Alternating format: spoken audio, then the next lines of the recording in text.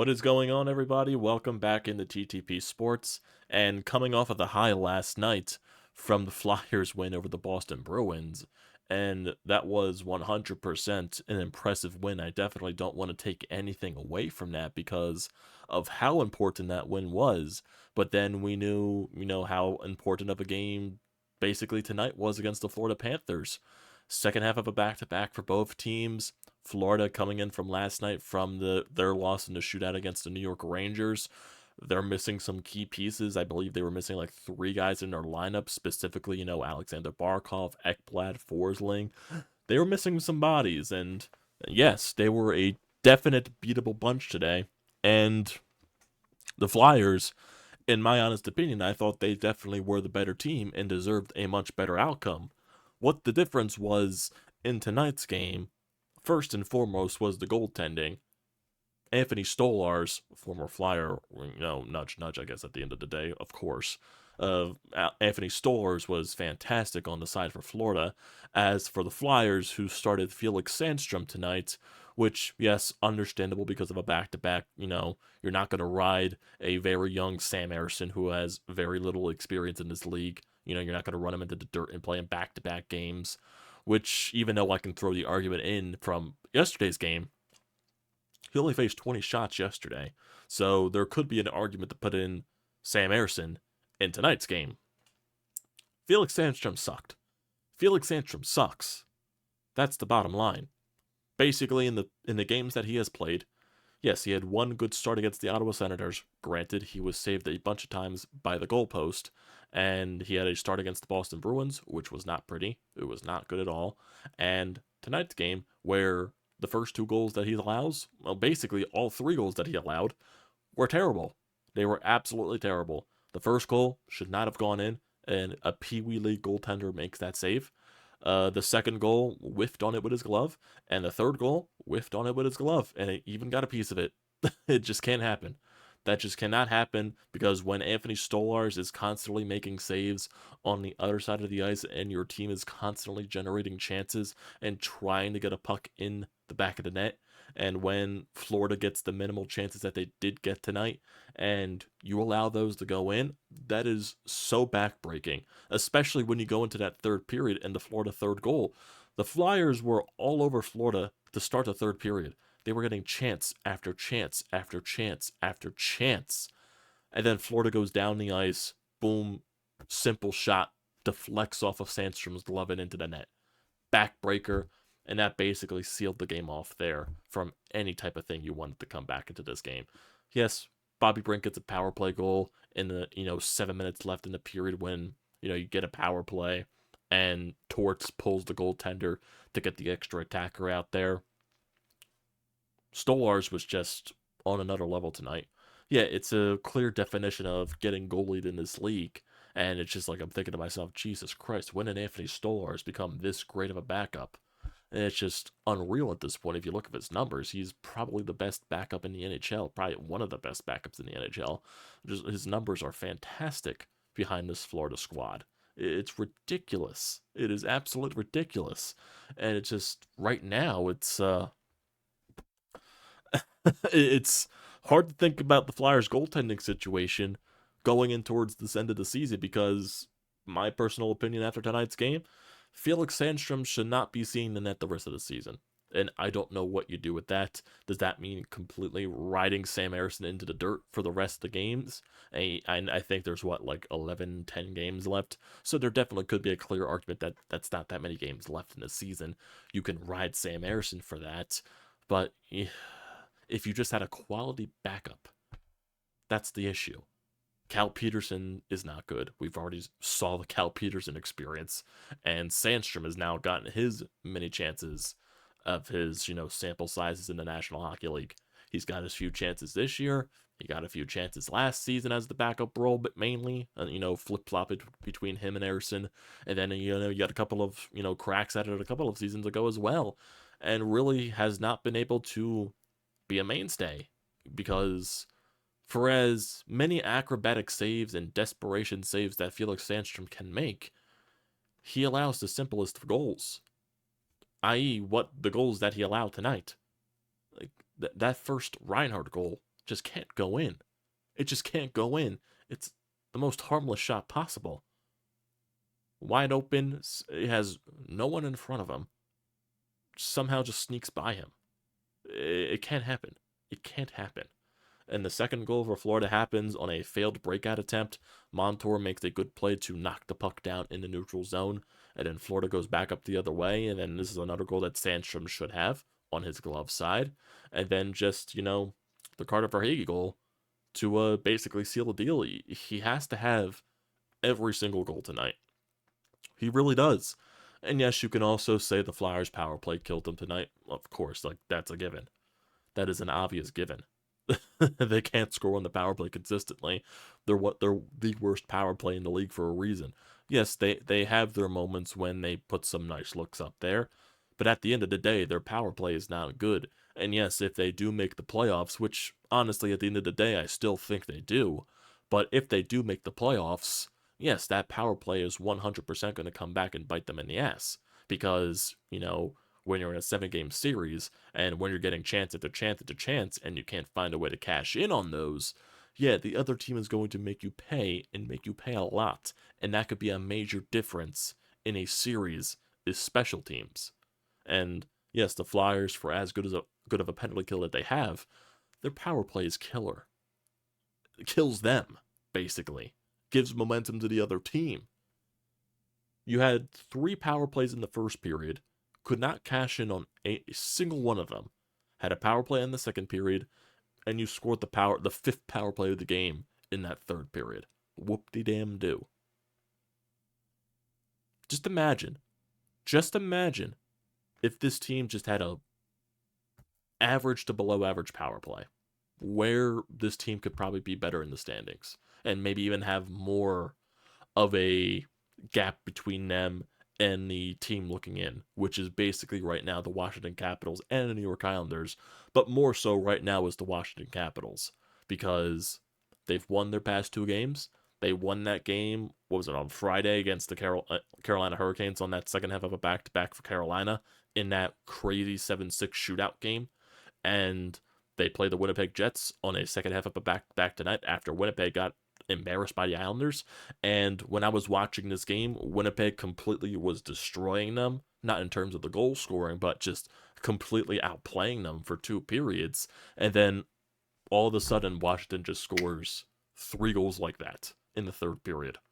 It's one of those games where the goaltender for Washington was keeping them involved regardless of how much Winnipeg was dominating the game, and all it took for 1 goal for Washington to let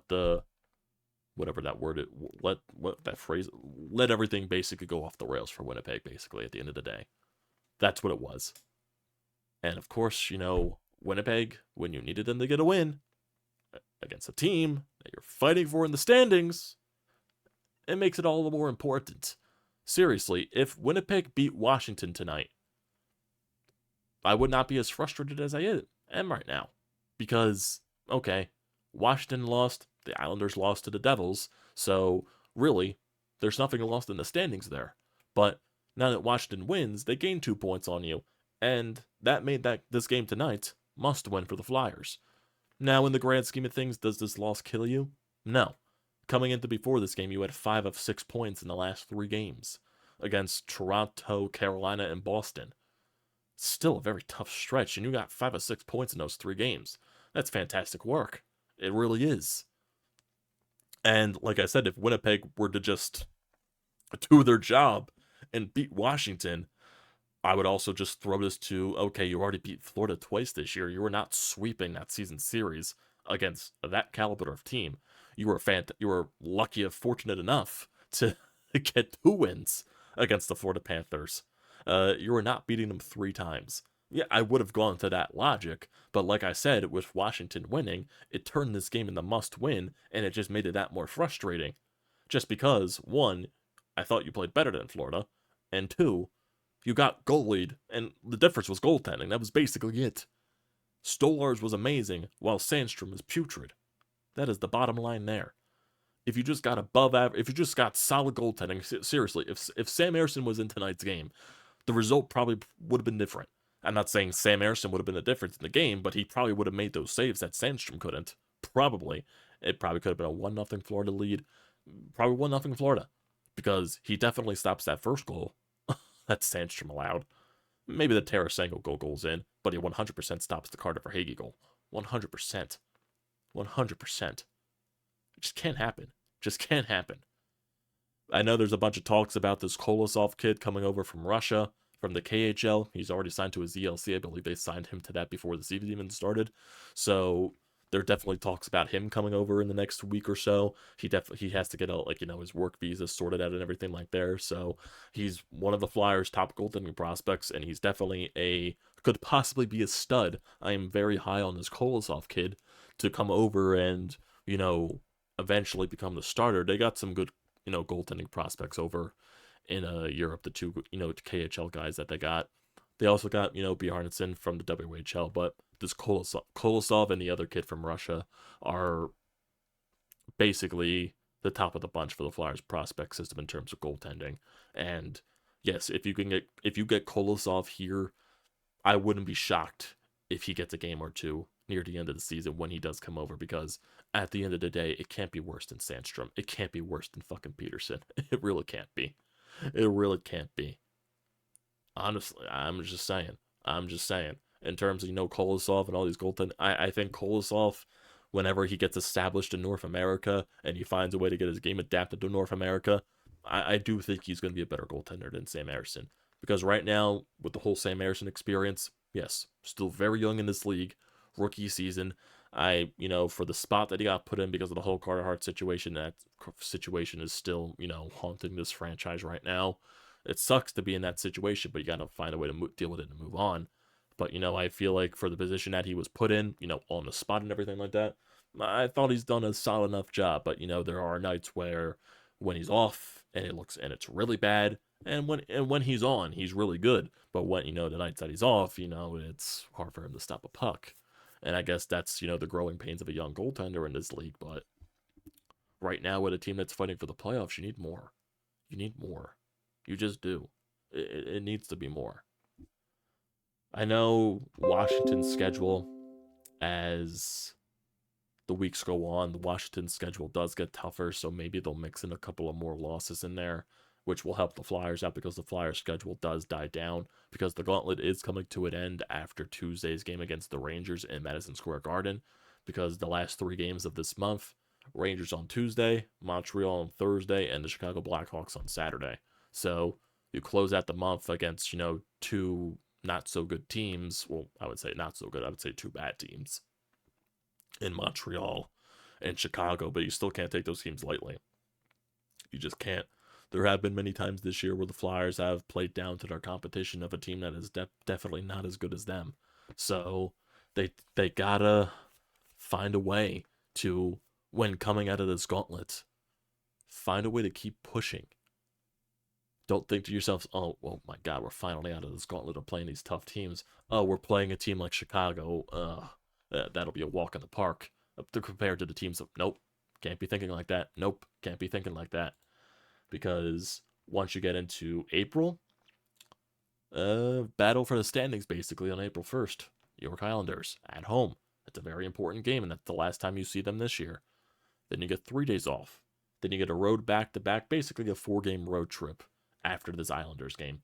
3 days off in between, a back-to-back on a Friday and Saturday against Buffalo and Columbus. Gotta win those games. Then you're on the road again against Montreal and the Rangers. So, yeah. Gotta win those games. Rangers, maybe squeak a point out of. And then the final 2 games of the season, Devils on a Saturday and the Capitals on the final game of the season. And that Capitals game very might well could decide playoff. Everything. It really just can. Granted, with the Capitals schedule, things could change because their schedule definitely gets a lot more brutal going into the month of April, and especially this last stretch of August. Not August, March. Why am I thinking it's August? I don't mind me. Mind me, please. Their last 3 games in the month of March, they play Detroit on Tuesday, and Detroit's fighting for their playoff lives, so that is going to be a very desperate game for both teams. They play Toronto again on Thursday, and they play the Boston Bruins at home on Saturday. So that's a very tough schedule to close out March. And then you go into their month of April. Buffalo, that'll be a tough game just because Buffalo is trying to get into the playoffs, even though they're probably more out of it than not. Pittsburgh, that's always going to be a tough game just because, Crosby versus Ovechkin. Carolina on the back-to-back there. They play Ottawa at home, Detroit on the road, Buffalo on the road again. Then they play this final 5-game stretch, Detroit, Buffalo, Tampa Bay, Boston, and then the Flyers on a back-to-back. So yeah, their schedule is definitely a lot tougher than I would say the Flyers are. Definitely a lot tougher than I would say the New York Islanders are. Because the Islanders, I believe their schedule after this week does die down a little bit as well. So they've been losing a lot more they've been winning, so that definitely is more of a benefit there. So in their last 1, 2, 3, 4, 5, 6, 7, 8 games, they went 1-7, 1-6-1. So yeah, the Islanders are definitely slumping a little bit here, and their schedule definitely does not get any easier. 3 days off, they play the Florida Panthers on Thursday, and they play the Tampa Bay Lightning, who have been on a tear, on Saturday, so that'll be a very tough game. Then they play the Flyers, then they play the Blackhawks, so their schedule definitely lightens up a little bit. Columbus, but then they play the Nashville Predators, and the Nashville Predators have been on an absolute fire. They're like 15-0-2 in their last 17 games. Holy shit. Then they play the Rangers. They play the Rangers 2 times in 3 games in the second week of April. Mixed in with Montreal, mixed in with the Devils, and mixed in with the Penguins. So yeah, their schedule definitely isn't as tough as I would say the Capitals are. I would say it's a little on par with the Flyers. The Flyers do play less games in the month of April. The Islanders definitely do play a lot more games. So they play 1, 2, 3, 4, 5, 6, 7, 8, 9 games. And the Flyers schedule, they play 1, 2, 3, 4, 5, 7 games. And that's great that the Flyers have played a lot more games than a lot of other teams in this league just because of the scheduling. But yeah, you got to find a way to take advantage of these games, man. Because if we look at the standings right now, Flyers, they only have a 2-point lead above the Washington Capitals. And the Washington Capitals, they're officially in that second wildcard spot above Detroit, who is 1 point behind them. And for the Flyers and Capitals, the Capitals got 2 games in hand. So that is very crucial. For the Islanders are 6 points behind the Flyers, still with 1 game in hand. And they've definitely been slumping. So the Flyers got to find a way to get some wins here. Capitals have been hot. It doesn't make sense. Mainly probably because of Alex Ovechkin, because dude is finding a way to scoring at rates when he looked washed for 75% of the season. It's crazy. But yeah, you got to find a way to get your points. And yeah, necessarily, say if the Capitals win their next game and the Flyers lose, Flyers technically are still in that second wildcard spot. They are, but you got to win. You got to win. That's what you need to do at the end of the day. It's what you need to do. It's just frustrating. It really is. Like I said, if Washington lost tonight, I wouldn't be as frustrated as I am because you would still be 4 points ahead of them with 2 games in hand. Now it's only 2 points ahead of them with 2 games in hand on them. Well, they have 2 games in hand on you. That's basically what I meant. It's frustrating. It really is. But let's go to the Anytime Hotline here. Another call from Sean. Let's see what he has to do reacting to this loss. So after the optimism of Saturday's win, you come back to earth again tonight. I mean, you kind of figured the Panthers, before the year was over, were going to take one from the Flyers. And this game was very simple to deduce. I mean, Stolarz is better than Sandstrom. I mean, that's the story of the game. Really? I mean, a couple other storylines. Number one, ever since the Carter Hart fiasco, the backup goalie has been a problem for the Flyers in these games. I mean, you go back to the game in Pittsburgh, what was it, 8-7 or 7-6 that Peterson played. And then a game like tonight, I mean, if Sandstrom makes a couple of saves that he should have made, I mean, maybe you at least take the game to overtime and get a point. I don't know. The other one, and this is rinse repeat, the Flyers' power play continues to suck. The referees give the Panthers a gift power play to start the second. They cash it in. The Flyers have a multitude of power play chances early and do nothing with them. So, tough in the fact that Winnipeg gave us no help at all for the weekend, but you got to just try to battle back and come up with a win the next game. in closing, I know it's a long shot, but I am kind of interested in this Kolosov situation. If he can come over and maybe get a game or two in before the end of the regular season, I mean, hey, the guy can't be any worse than Sandstrom. I mean, let's just go there. And he might even be more talented than Ayerson. So I'm interested to see if somehow he can shake free from the grip of the Russian army, if that could pay dividends for the Flyers. Oh, 100%. I do believe Kolosov is, definitely here. So I want to look at these goaltending prospects just a little bit quickly here. So let me go to one of these articles, just looking at their prospects in general. Even though it's probably not going to show both goalie prospects. Let me see. I wonder if they are both sorted, but I doubt they will. Not there. No, not there. Wait, who is this? No, that is Barkey. Bonk. Okay, Kolosov. This is the Hockey News ranking, so we'll definitely just see. And this is definitely not updated since they traded Gauthier. But let me see. Flyers in the system. Maybe that can help. If I specifically look at goaltending. Where are they at? Here we are. Okay, here we go. Yeah, we got Alexei Kolosov having a very good year with his Russian team. His team wasn't good, but he put up good numbers. 239 goals against, 907 save percentage, 4 shutouts. Played really good, and he also played really good in their playoffs. Definitely was one of the reasons why his team was able to go as far as they were for Dynamo in the KHL. And the other kid that they're talking about is Yegor Zavragin. I believe that's how you pronounce his name. He's played in the MHL and the VHL. His numbers are nasty. And yes, it's not the KHL, but those are like the minor league versions of the NHL. And you say that about it too. Freaking Matvey Michkov, he also played. Oh no, he's playing in the KHL with Sochi. So but yeah, the MHL and the VHL, they're more like minor league, junior league type leagues of the KHL. But Yegor's numbers are insane. In the VHL, in 17 games played, 1-6 goals against average with a 943 save percentage, and in 9 MHL games, 163 goals against and a 945 save percentage. In total, he has a 161 save percentage with a 161 goals against with a 944 save percentage in 26 games played in both leagues. He's 19-2-2 in both leagues. His numbers are ridiculous. And I'm not sure how that is going to pan out in, the future when he does eventually get to the KHL. It could be very well bold that he turns into a fantastic goaltender. He's only 18 years old, so we'll definitely see how that progresses as he, gets older. Kolosov right now, he is signed to his entry-level contract. He's currently 22 years old, so I'm sure he can find a way to come over. He was the Flyers' third-round pick in 2021.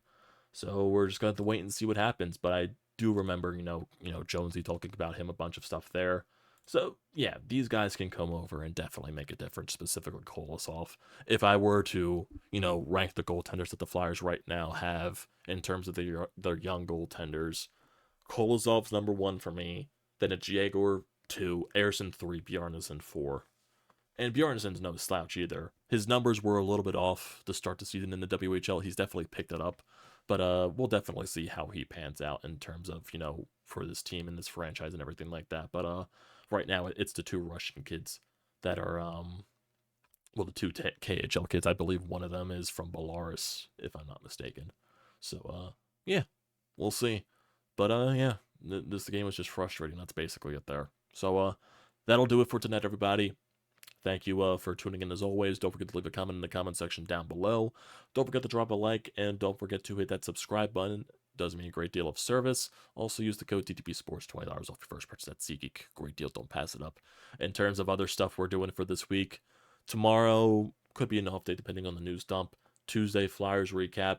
Wednesday, we're going to have our Phillies preview before opening day, even though opening day might get postponed because of the rain that's going to be happening this week. So definitely stay tuned for that. But Wednesday most likely will be a Phillies season preview, just for, everything there. So definitely stay tuned for that. But for now, thanks guys for tuning in. I'll see you next time.